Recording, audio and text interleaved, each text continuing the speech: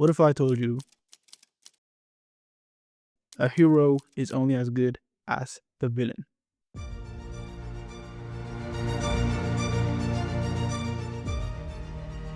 Because think about it. No villain, no stakes, no tension, and no story. For example, if you look at Batman, he's nothing without a Joker. He's just some rich guy in a cosplay. And also look at Spider-Man. Without Green Goblin, he's just a teenager with the spider issues. Today, we're breaking down what makes the perfect villain. Not just evil, not just powerful, but unforgettable. And by the end of this video, you might realize something uncomfortable.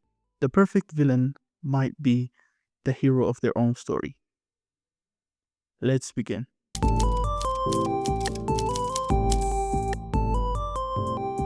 The first rule of the perfect villain: they reflect the hero. I chose my path, you chose the way of the hero. And they found you amusing for a while, the people of this city. But the one thing they love more than a hero is to see a hero fail, fall, die trying. In spite of everything you've done for them, eventually they will hate you. Why bother? Take Joker and Batman. Batman believes in order, but Joker believes in chaos. Batman hides behind a mask to protect Gotham. Joker exposed the truth behind everybody else's mask. They are opposite, but they complete each other. A perfect villain attacks the hero's belief system, not their muscles, not their gadgets, not their view of the world. Because when belief breaks, that's when story explode.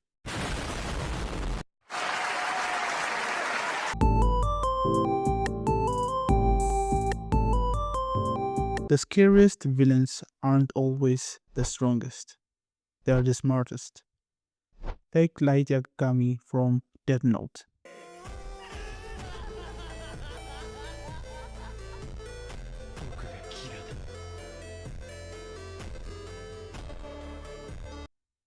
He doesn't punch people, he writes their name in a notebook. And somehow that's more terrifying. Why? Because intelligence creates tension. When a villain is smart, the audience thinks, how is the hero going to survive this? Now imagine a villain who is stronger and smarter.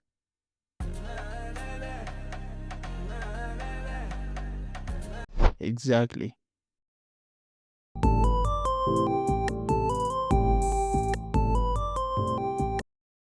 Nobody wakes up and says, I think I'll be evil today. The best villains are born from pain. Take Thanos from Avengers Infinity War. He doesn't see himself as evil. He thinks he's saving the universe. That's what makes him dangerous. A perfect villain believes they are right. They justify their action. And the scariest moment is when the audience almost agrees with them. If viewers say, okay, I don't support him, but I get it, you've created something powerful.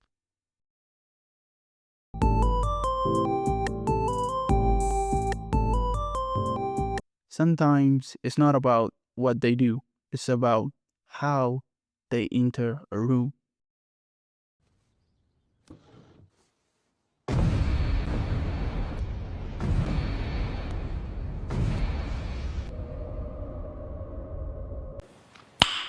Nice. Think about Darth Vader in Star Wars.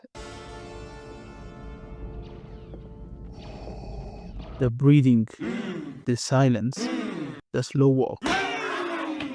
He barely speaks, but you feel fear. A perfect villain has presence. When they appear on screen, the energy shifts. Music changes, lighting changes, your heartbeat changes.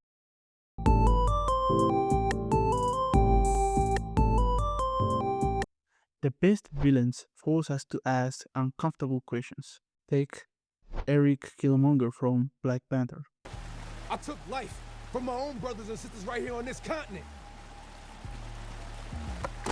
And all this death, just so I could kill you.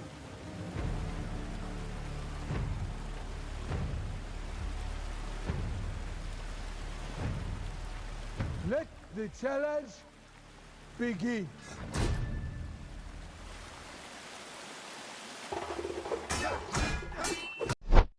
He wasn't wrong about oppression.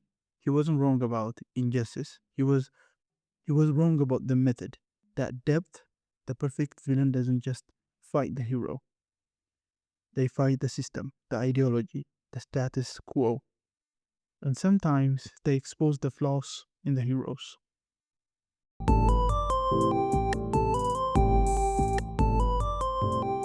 Here is a bold statement. Sometimes the perfect villain wins, not permanently, but emotionally.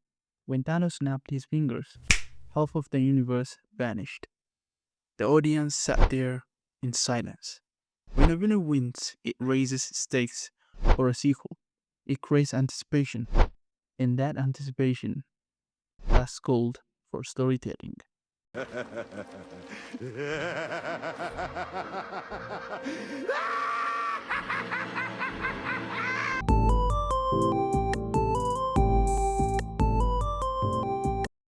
In the final twist, the real perfect villain. What if I told you the perfect villain isn't evil? It's relatable. It's human. It's blood.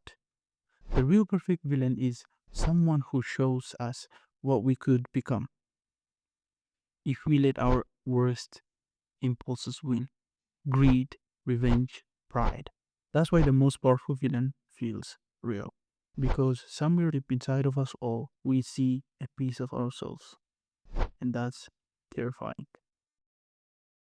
Okay, so next time when you watch a movie, don't just ask, is the villain evil? Ask, why do I understand them? When you understand the villain, that's when the story becomes unforgettable.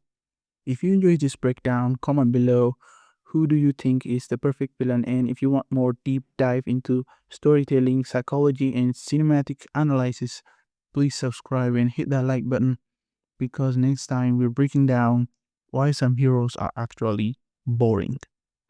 It would be extremely painful You're a big guy. for you. I know what it's like to lose.